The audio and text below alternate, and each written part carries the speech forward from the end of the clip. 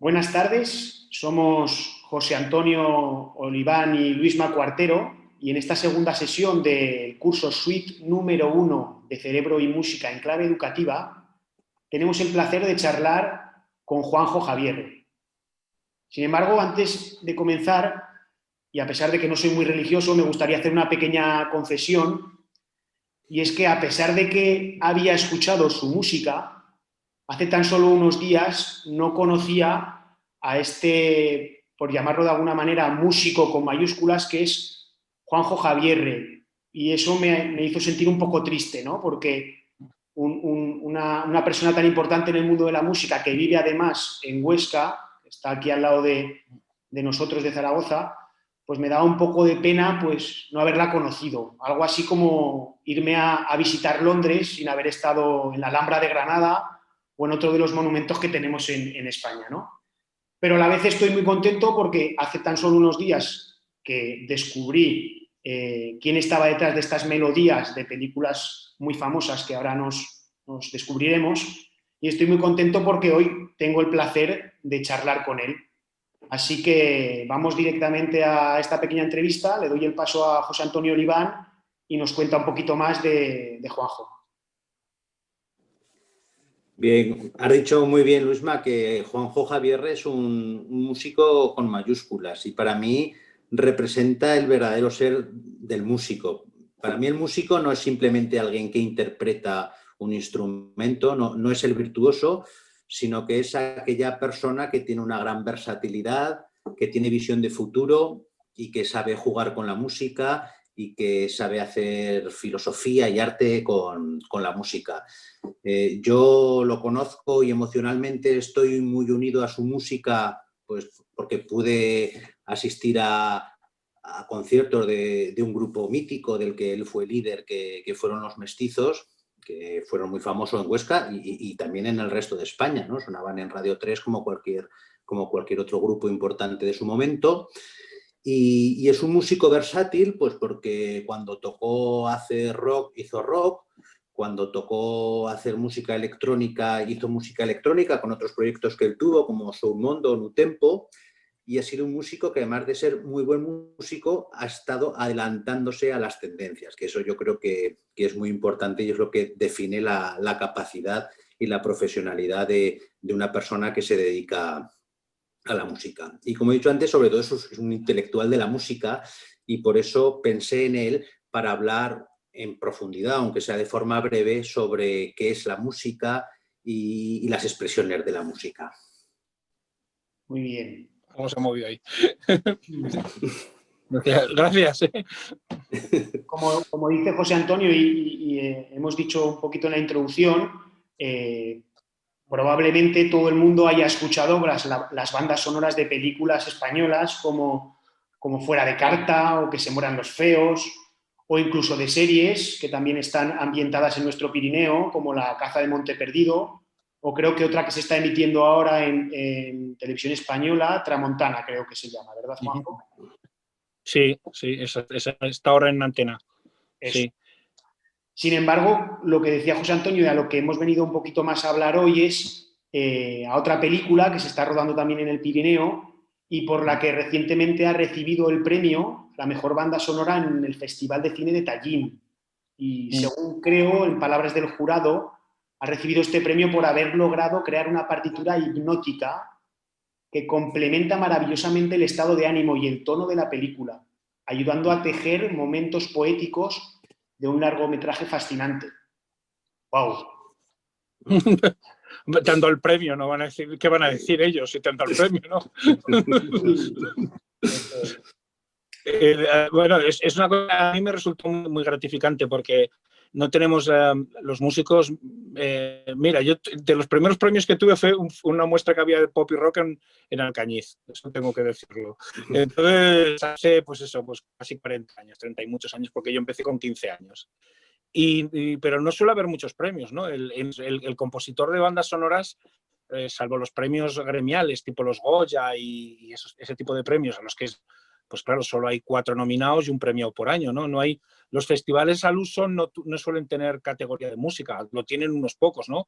Pues yo tengo el de Málaga, yo gané en Málaga hace 10 años con Que se mueran los feos, pero hay muy pocos, por ejemplo, San Sebastián no tiene premios musicales y en cambio, y bueno, y menos todavía los festivales de categoría A, porque el cine hay como 15 festivales en el mundo que porque por una serie de características todos son estrenos mundiales, el tipo de jurado que tienen, una serie de condiciones que les obliga a una asociación que tienen, y solo hay 15. O sea, pues los más famosos son Cannes, la Berlinale, Venecia, en España solo está San Sebastián, y entonces de esos 15 que tengan premio a la música hay muy pocos. Creo que Berlín, 3 o 4, ¿sabes? O sea, no, Cannes no tiene premio oficial, y este era un premio oficial de un festival categoría A, y eso, claro, eso es muy difícil, sobre todo porque además yo normalmente he hecho películas de otro tipo, películas mainstream. Entonces, bueno, las películas mainstream, por suerte, tienen mucho público, pero no suelen ir a festivales.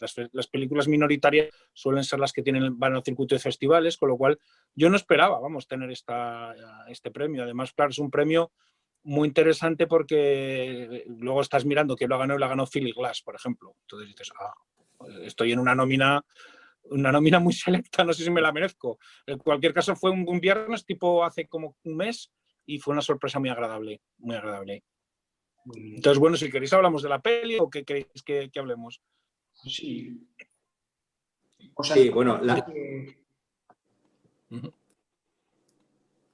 Sí, José Antonio. Sí, no, que digo que la película, hablamos un poco de Armugán, la película está rodada en el Pirineo aragonés y es una película que podemos decir que tiene un fuerte componente antropológico y emocional, ¿no? Habla de temas tan arraigados en el ser humano como es la muerte o es la soledad. Y bueno, tú has utilizado para elaborar la música de esta película y para transmitir las emociones asociadas a la película un sonido que hasta ahora no se había escuchado, que es el... Ahí va, un momento, un momento. Sí, sí, que es que me ha entrado una llamada. Sí, dime. Sí. Vale, vuelvo a empezar y luego lo editaremos, ¿eh? Sí. Vale. Bueno, decía Juanjo que la película Armugán es una película rodada en el Pirineo aragonés, una película con un fuerte contenido antropológico y emocional, como es la muerte y la soledad, que es algo muy arraigado al propio ser, y que para elaborar esta música has utilizado un sonido con una reminiscencia antropológica importante, aunque sea un sonido de un instrumento que seguramente nunca ha existido hasta ahora. Has utilizado una pluma de buitre para construir una flauta y elaborar las melodías de la película. ¿Qué efecto buscabas con la utilización de estos instrumentos?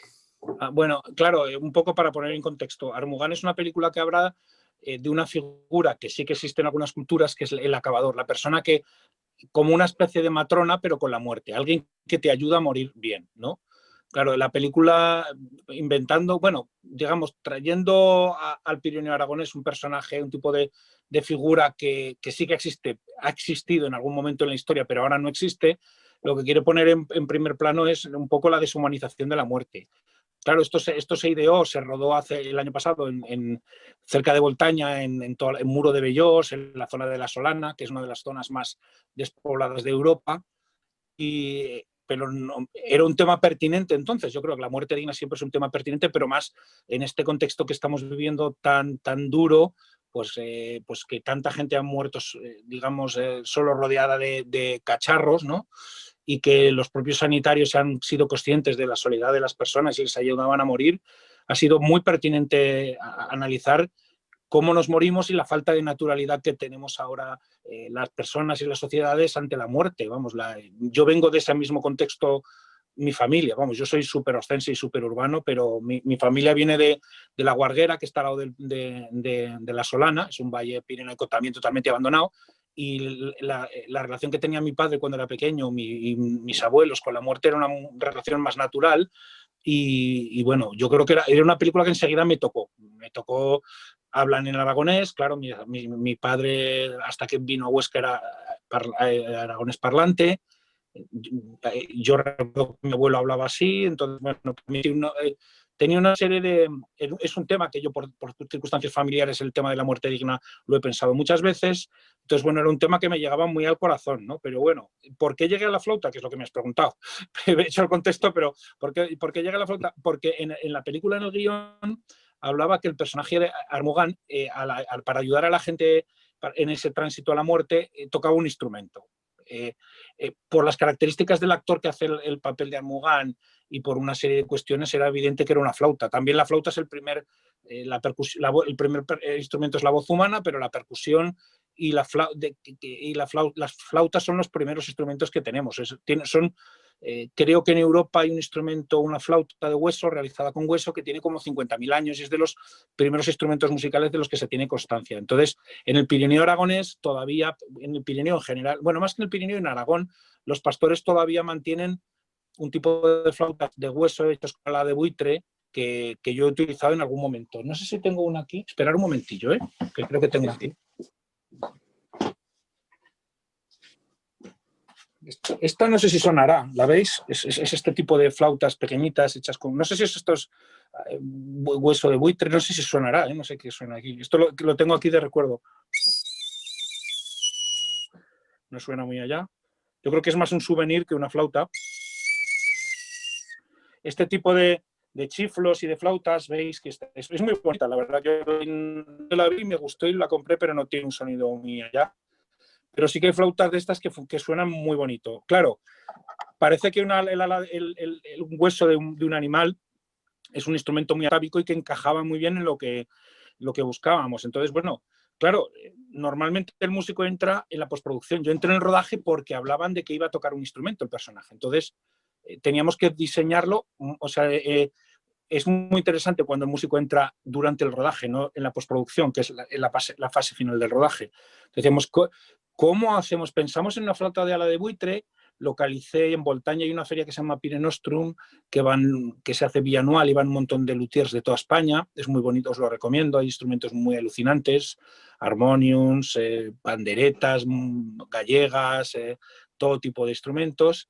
Y contacté con mis amigos de la zona de Voltaña, contacté con un luthier que sabía hacer flautas de hueso, pero hablando, él me dijo, yo sé hacer flautas, hago flautas con otros tipos de materiales orgánicos. Él hacía flautas con cuernos de vaca, ocarinas de todo tipo. Es un hombre que se llama el Cazador de Sonidos, mirarlo en internet, y me dice, yo sé hacer flautas con una pluma de buitre. Nos pareció que era infinitamente más plástico, tiene una raíz antropológica, o sea, sí que los pastores y la gente de los valles pirenaicos han tocado flautas y chiflos hechos con huesos, pero la pluma era mucho más estética, ¿no? Entonces era muy evocador. Entonces os lo voy a presentar al instrumento, que lo tengo aquí. Mirad cómo lo tengo que llevar lo guardo en uno de estos aparatos porque claro, no hay fundas en internet para flautas hechas con pluma de buitre, ¿no? Ahí va, a ver, es muy bonito. Es un instrumento muy bonito. Y suena muy bien. O sea, este sí que suena, a ver si, porque yo no soy flautista tampoco.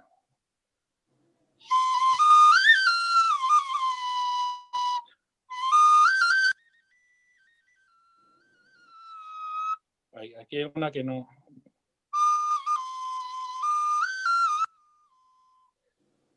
Bueno, veis que tiene una sonoridad muy bonita, muy dulce, que afina.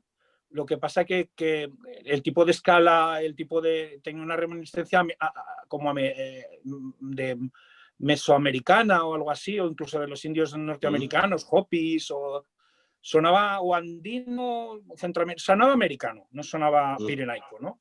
Entonces, claro, no es que quisiéramos hacer algo súper riguroso, porque si hubiéramos hecho algo riguroso hubiéramos ido a una flauta de este estilo, ¿no?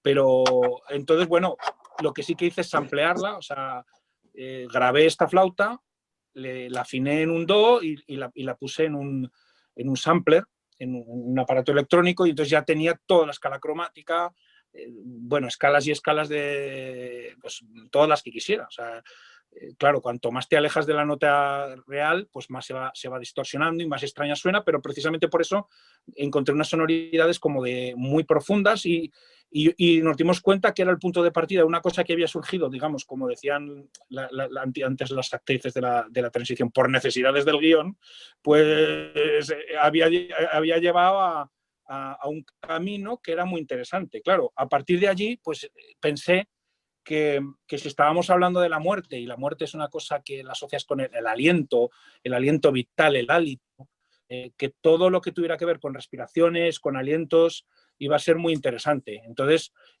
añadía a las flautas las voces de Ruth Corey. Ruth Corey es una cantante que he conocido hace poco, que es norirlandesa, conocí en Londres, y es buenísima haciendo drones y fondos, coros, capas y capas de voces que generan como una especie de dron, de pad interesantísimo.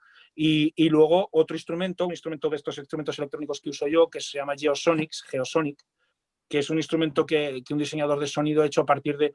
Es una persona que va viajando por el mundo y va grabando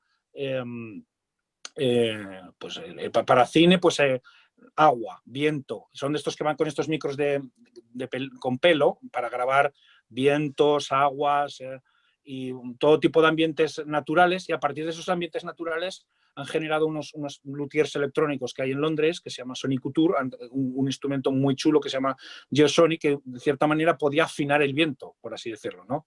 Entonces esa mezcla de la flauta que está soplada, el viento natural, ¿no? Afinado, y las voces humanas, me parecía que todo tenía que ver con la respiración, con el hálito, con el soplo vital, y bueno, entonces fue la cosa de vamos a hacerlo solo con eso. Hombre, en algún momento suenan otros instrumentos, pero el grueso de la composición está hecho con este tipo de instrumentos. He añadido otro tipo de flautas tipo bansuris, que son flautas hindús. He ido añadiendo un montón de sonoridades para que tenga una sonoridad un poco pan-global, ¿no? Más que ultra local, ¿no?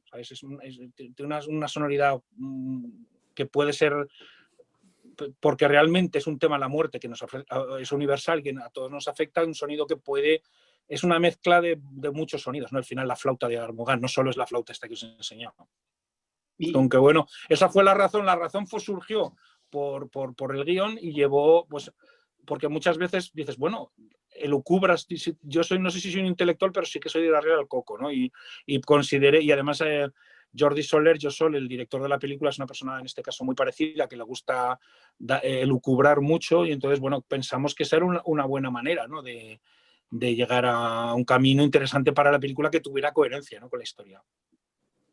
Y en ese sentido que nos comentas, Juanjo, de la muerte, ¿no? Y algo que hay más personal, ¿no? Que la muerte, o que más íntimo, ¿no? ¿Encuentras alguna diferencia o no la hay entre una interpretación de la flauta esta de buitre cuando se toca en una festividad, o se tocaba, ¿no? O en una ceremonia religiosa hace miles o más años, ¿no? Y cuando tocamos ahora esta misma música que dices que hemos introducido la electrónica, ¿no? Para crear esos efectos y buscar esas emociones musicales que nos recuerden o nos transmitan la sensación de acercarnos a la muerte, ¿no? ¿Hay diferencias o crees que no las hay? Sí, hombre. Es muy filosófico. No, realmente, claro, por excelencia la pieza musical que se dedica más a la muerte, aparte de las marchas fúnebres, o hay, bueno, todos los ceremoniales tienen todas las culturas tienen ceremonias en las que hay música, ¿no?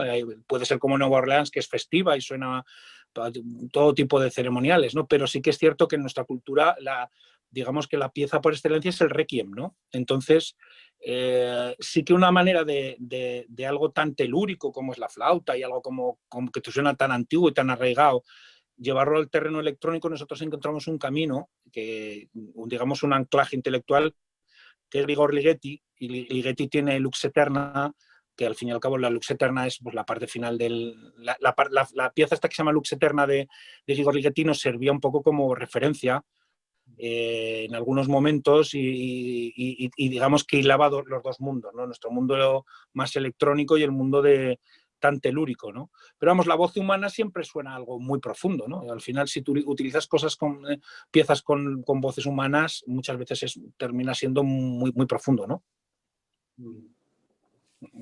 Juanjo, Sobre todo esos corales. Sí, no, te comentaba, cuando hablamos de neurociencia hay una discusión, a lo mejor es estéril, ¿no?, sobre si realmente la música es algo intrínseco en el desarrollo del ser humano, como es el lenguaje, es decir, si nuestro cerebro ya viene programado para hacer y percibir música, o si realmente es algo accesorio que hemos adquirido y que a lo mejor no es absolutamente necesario para la evolución. Bueno, esto es un discurso de muchos años y que nadie ha dado respuesta todavía, pero independientemente de esta orientación neurocientífica, ¿qué es para ti la música? Fíjate que estamos hablando de... Bueno, me estoy confesando un poco aquí. Yo descubrí, o sea, mi interés por la música es exactamente posterior a descubrir la muerte. O sea, yo fui un niño que le di muchos problemas a... Yo era un empolloncillo, o sea, no era un niño muy bueno. Pero les hice sufrir mucho a mis padres porque a los 4 años descubrí que nos moríamos y me dio muchísimo agobio. Y entonces empecé a hablar con mi padre de la muerte. ¿Qué le contestas a un niño de 4 años? A mí, por suerte, mis hijos han sido menos preguntones en ese sentido, más vitalistas y menos macabros, ¿no? Entonces mi padre siempre me cuenta que lo pasé muy mal. Y a los 5 años descubrí la música. O sea, no sé por qué va tan unido. O sea, yo creo que es una sensación, a partir del momento de que descubres la temporalidad y que la temporalidad tiene un fin, paralelamente descubrí un arte que permite congelar o modular el tiempo o amasarlo o por lo menos da esa pretensión, ¿no? De puedo aprender el tiempo, ¿no? Aprender, cogerlo, alargarlo. Entonces yo a partir de ese momento la música siempre ha sido, a partir de ese momento me pasó a interesar y siempre me ha apasionado. O sea, siempre me ha apasionado. Fui muy cansino, quería que me compraran un acordeón y me compraron porque en mi escuela descubrí en las extraescolares del colegio, ahí se ponían a tocar, tocaban el acordeón y de repente descubrí que la música era una manera de parar el tiempo. Bueno, yo no, en ese momento no descubrí, me empezó a gustar ya nada más. Con el paso del tiempo he pensado que yo creo que hay una relación directa, ¿no? Y bueno, pues para mí es eso, ¿no? La música, aparte de ser es muchas cosas, ¿no? Claro, es mi profesión, es una industria, es un negocio, que todas esas cosas me parecen lícitas, ¿no? Pero claro, sobre todo es una pasión. Y si rasco, es una manera de perpetuarte, ¿no? De salvar la muerte durante un tiempo. Claro, te gustaría pensar que alguna de... Yo pienso esas melodías que han perdurado siglos y siglos a sus creadores, la tarara, por ejemplo, ¿no? Seguro que hubo alguien que compuso la tarara, ¿no? Y dices, ostras, este hombre una ocurrencia o una idea genial en un momento determinado ha sobrevivido 500, 600 años. Mi abuela me cantaba esa nana sefardí de Estaba el señor Don Gato, que esa tiene 500, 600 años. ¿Cómo se ha transmitido oralmente una canción 500, 600 años, no? Entonces, a partir de ese, no sé, si yo creo que rasco, me empieza a gustar la música justo después de conocer la temporalidad y la muerte, ¿no? Entonces, no, además en lo que estamos hablando hoy. Claro, normalmente en las películas que hago yo no hablaríamos de la muerte tanto, hablaríamos de otras cosas. Y así un poquito ya para acabar, antes de que nos pongas algo que tienes ahí que nos querías hacer escuchar de la última peli, el cine es arte, ¿no? Y es emoción visual de alguna forma. Y también podemos decir que en sus orígenes el cine ha llegado a prescindir, bueno, prescindía del lenguaje, pero nunca prescindía de la música, nunca prescindía de la música, ¿no? Entonces... Sí, porque es curioso, claro. La gente dice cine mudo. Bien, pero el cine mudo es cuando más música había. Exactamente. En los orígenes de... Porque estaba el músico, por ejemplo, hay un oscense que es de los primeros que tocó en Huesca, que es Daniel Montorio, que es un compositor muy interesante de bandas sonoras y de música popular. El compositor de Yo soy minero, por ejemplo, y que compuso la música del primer documental en los años 30 en España.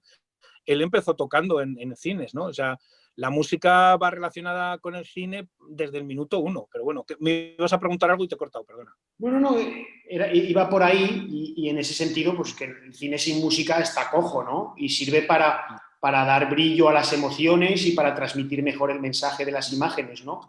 Y en ese sentido, si quieres comentarnos algo sobre tu papel de creador de emociones, ¿no?, en estas películas. Esa música que la escuchas y de alguna manera pues, te transmite las emociones, como tú bien dices, pues, del guión, de trabajar con los actores, etcétera. Claro, la música en el cine, que os recomiendo si podéis pillar, está el catálogo Música y Cine de José Nieto, que es un libro muy interesante, porque hay libros franceses mucho más filosóficos, pero este desciende al detalle y es muy práctico. Música y Cine, José Nieto.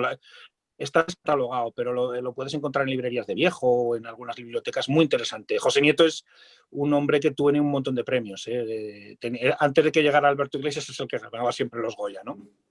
Y el libro es estupendo, pues habla de la funcionalidad. Claro, es muy funcional la música en el cine muchas veces. En realidad empezaron a poner música en las películas sobre todo para evitar el ruido, porque el proyector estaba allí y el proyector generaba un ruido, no estaba aislado como está ahora en las salas de cine, entonces era como un tractor que tenían ahí, entonces para disimular el ruido, a veces tenemos unas funcionalidades tan prosaicas como hacer un fondo allí que disimule el ruido, ¿no? Y en cierta manera aún seguimos trabajando en eso, porque hay muchas funcionalidades. Una es la que has comentado, es narrativo, le da continuidad, hay una serie de planos deslavazados en el que a lo mejor pues, uno es de noche, luego pasa el día, luego para que tenga una unidad, para que tú eso lo analices como digamos, un párrafo de la película o un capítulo de la película, para que ese montaje tenga una continuidad y una unidad, pues necesitas la música. O sea, por fines narrativos, por fines funcionales, pero uno es la emoción. Fíjate que en este caso no iba por allí la película, porque en las comedias siempre estás trabajando a favor del espectador y guiando al espectador y acompañándolo y expresando, en este momento está hablando de coña, ¿vale? Digamos, esto es irónico. O él no se entera de nada. No sé si te has dado cuenta que el otro se está riendo de él y no se entera. Entonces, ese tipo de giros que hay en una escena, tú la tienes que subrayar para que la película fluya y para que el espectador lo comprenda más. Sobre todo cuando trabajas en películas mainstream, que son películas para un amplio espectro de público. En cambio, esto era una peli que no tiene esa pretensión mainstream, una película más de culto, más pensada para gente que va al cine y no tiene una pretensión, o sea, no necesita que le guíen, tiene ya muchas referencias. Entonces, bueno, no íbamos por el camino de la emoción. De hecho, me costó muchísimo, porque yo tengo esta costumbre ya tan arraigada de trabajar con la emoción y con el punto de vista del personaje central, generalmente. Me fijo en los ojos del personaje, en lo que está expresando el personaje, y eso me va guiando. En este caso no, porque es una película que es filosófica y que no tiene una narrativa, no hay muchos cambios en la narrativa, sino que está planteando un problema. Entonces, era enmarcar un mundo. O sea, cuando dice que digo, bueno, pues han entendido lo que buscábamos. Desde luego en la argumentación del premio sí que es meterte en ese universo y en el estado mental de esa persona. No tanto subrayar cada momento lo que sucede, ¿no? Sino más bien como amparar, ¿no?, el mundo, darle forma, darle dimensión al mundo y sobre todo al mundo, digamos, a su estado mental, ¿no?, a lo que ellos piensan, ¿no?, no tanto a sus emociones, porque no subrayamos emociones tanto en esta película, con que es curioso, es la primera vez, ha sido para mí muy enriquecedor, porque yo siempre trabajo en otra dimensión. Igual, fíjate, ahora estoy haciendo, pues acabo de terminar, ayer acabamos un thriller. Pues en un thriller, cuando él está aterrado, tú tienes, cuando hay violencia, cuando hay acción, tú tienes que subrayar el momento violento de que va a estallar un personaje, porque normalmente en los thrillers hay acción, hay violencia. Si tiene miedo, pues tienes que subrayar que tiene miedo. Si está, por ejemplo, en Tramuntana hay momentos en que hay ensoñaciones, ¿no? Hay momentos, pues tú tienes que marcar que él está como un poco trastornado, está recordando, está en una ensoñación o en un delirio, el personaje, todo ese tipo de cosas. En cambio, esto era mucho más hipnótico, todo el rato era muy minimalista, todo capas y capas de música para, digamos, situarte en su mente, más que en sus emociones, ¿no? En sus pensamientos, más que en sus emociones. Si es que hay diferencia entre pensamiento y emoción, pero bueno. ¿Y tú, José Antonio, qué piensas? ¿Que la música es inherente al ser humano o no? Porque eso no me lo has contestado. Jorín, pues yo esperaba que me lo solucionaras tú. Yo pienso que sí, tengo esa sensación. Porque fíjate, yo tengo ahora a mi madre con Alzheimer y las emociones están ahí. Cuando se va yo veo cómo se difumina mi madre, ¿no? Se va difuminando su carácter y se va quedando, volviendo otra vez a Kubrick, ¿no? Porque Ligeti lo usaba, hemos hablado antes de Ligeti lo usa Kubrick creo que es en 2001, Odisea del espacio. Allí cuando desconectan a HAL, que es una inteligencia artificial, lo último que hace es cantar una nana. Entonces, no sé si a lo mejor tiene que ver con eso, con que lo primero que nos hacen es que nos cantan, ¿no? No sé. Yo tengo un punto de vista muy personal sobre esto. O sea, yo creo que la música es un protolenguaje. Es un lenguaje que es incluso anterior al lenguaje hablado, ¿no? Que el lenguaje hablado seguramente es una simplificación de esa capacidad musical, que es como un lenguaje basado en la abstracción, basado en lo emocional, ¿no? Frente al lenguaje que el lenguaje hablado es una cosa muy analítica, muy de sintaxis, muy de gramática. Entonces, por eso yo creo que es un lenguaje tan inicial en la evolución del ser humano y se ha quedado tan profundamente arraigado en el cerebro que en determinados momentos de la vida, como es nada más nacer, y unos pacientes que tienen enfermedad de Alzheimer o que tienen algún tipo de deterioro cognitivo, es una vía de comunicación y de accesibilidad mucho más útil que el lenguaje. Además, sobre todo la canción, ¿no? Porque la canción estaríamos hablando de dos lenguajes. Claro, estaríamos hablando también de dos lenguajes, ya pero tiene dos lenguajes. Lo que da riqueza a la canción es la música, ¿no? En cuanto a lo emocional, ¿no? La letra tiene su componente, pero yo creo que es mucho más la música y la entonación. De hecho, los pacientes de Alzheimer a veces solo se quedan con la melodía, ¿no? Y acaban solo tarareando canciones. Sí, eso es cierto, sí, claro, pero claro, por otro lado, al estar ligada, porque tararear una canción que no tiene letra es mucho más fácil cuando tiene letra, o sea, porque es como que sale toda una retahíla. Claro, nosotros, fíjate que nos he dicho que yo tengo otra faceta, que aparte de componer bandas sonoras, yo hago supervisión musical en las películas, que es elegir las canciones también, elegir en general la música, el tono genérico que va a tener la música de una película. Eso es una cosa que en España no se paga, de hecho, pero ya he hecho alguna película para Estados Unidos y sí que ahí se paga, y en Europa cada día, yo ahora soy miembro del European Guild of Music Supervisors, o sea, es un gremio que tenemos los supervisores musicales, y estoy en Gran Bretaña están lo tienen clarísimo esto, y si os fijáis, las buenas ficciones como las series modernas y tal tienen una coherencia musical, y las canciones, y hablamos de feedback emocional. Vale, pues y como os decía, aparte de componer música para bandas sonoras, también tengo un rol que es poco conocido en España, pero bastante en los países anglosajones, que es el de supervisor musical dentro de una película. El supervisor musical es el que le da el tono, busca el tono genérico musical a la película, habla con el compositor y sobre todo busca canciones o piezas musicales anteriores, preexistentes, para introducir en la película, porque en las películas, aparte de música original, muchas veces suenan canciones, ¿no? Entonces, bueno, elegir ese tipo de canciones tiene su aquel, porque te remiten le dan a veces corporeidad al personaje, ¿no? Un personaje oiga un determinado de música, te está ubicando su juventud, o ubicando su clase social, o su procedencia, o la ubica en el espacio-tiempo, ¿no? Digamos. Entonces, bueno, hablamos de un término que es muy interesante, que es el feedback emocional. O sea, si según tú incorporas una canción en un momento determinado, estás directamente remitiendo al espectador a una época, por ejemplo. O sea, a una época en la que es feliz, aparte que normalmente es cuando es joven. O sea, realmente es muy fácil conseguir un tono, un tono feel good, que se utiliza mucho ese término también para las películas comedia, utilizando una canción que a veces la puedes descontextualizar, poner al día, ironizar sobre ella. Porque claro, está claro que la música es un lenguaje, ¿no? Y un protolenguaje, pero también es un metalenguaje muchas veces. Porque es un lenguaje de lenguajes, y ubica a la gente, o sea, directamente, no sé. A mí, por ejemplo, hay un momento genial, hay una película que se llama Capitán Fantastic, que no sé si la habéis visto, que sale Viggo Mortensen, una peli independiente americana. Me pareció una de los mejores, un momento cumbre de la película.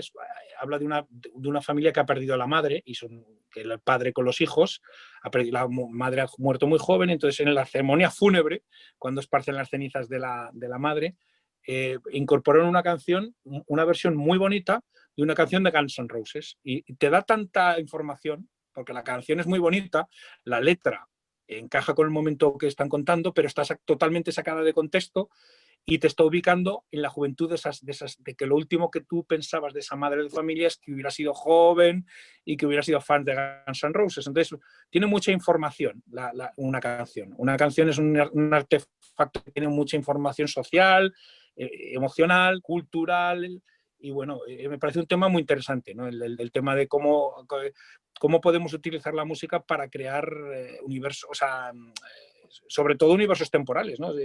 Según qué música utilizas de un tiempo determinado, directamente te está ubicando en una época también.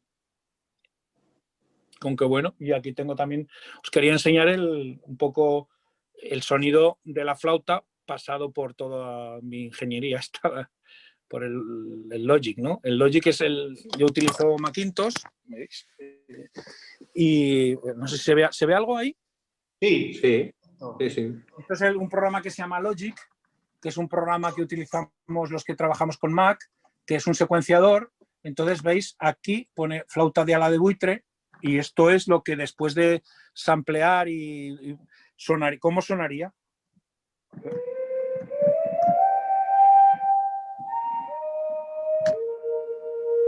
Claro, al utilizar este timbre electrónico puedo llegar a utilizar estas notas tan graves. Mirar, que suena como un órgano. Pero todavía tiene ahí la reminiscencia de mi aliento, ¿no? Cuando soplé, ¿no?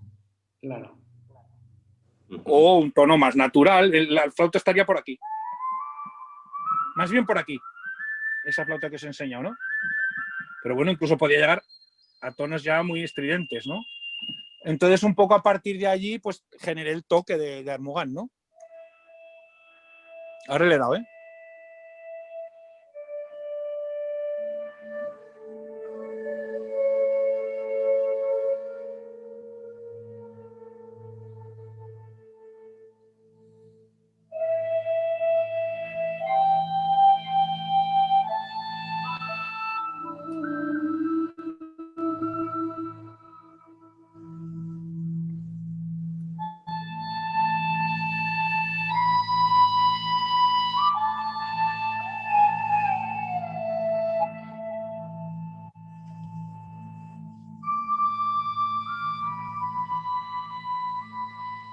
Bueno, un poco esto era es una superposición, hay varias flautas, una flauta hindú, hay varias de estas flautas puestas con diferentes reverberaciones y diferentes ecos y bueno, así un poco. Esto es lo que habéis escuchado, es un poco la melodía que actúa como leitmotiv, como ya sabéis que el leitmotiv es una cosa muy de Wagner, ¿no? Y que como Wagner es el padre o el abuelo de muchos compositores de los que empezaron digamos, a configurar lo que es la música de cine, ¿no? Como Bernard Herrmann, es un poco el maestro de sus maestros, por así decirlo. Entonces, lo wagneriano siempre ha estado muy presente en el universo de Wagner, siempre ha estado muy presente en la música para cine y el leitmotiv que se usa en las óperas de Wagner, ¿no? Pues fijaros, si no está, por ejemplo, en La Guerra de las Galaxias o en todo eso, que en mi caso el personaje Armugán va ligado a esta melodía y sale en varios momentos de la película y es un poco un anclaje que te ancla con el personaje. Muy bien.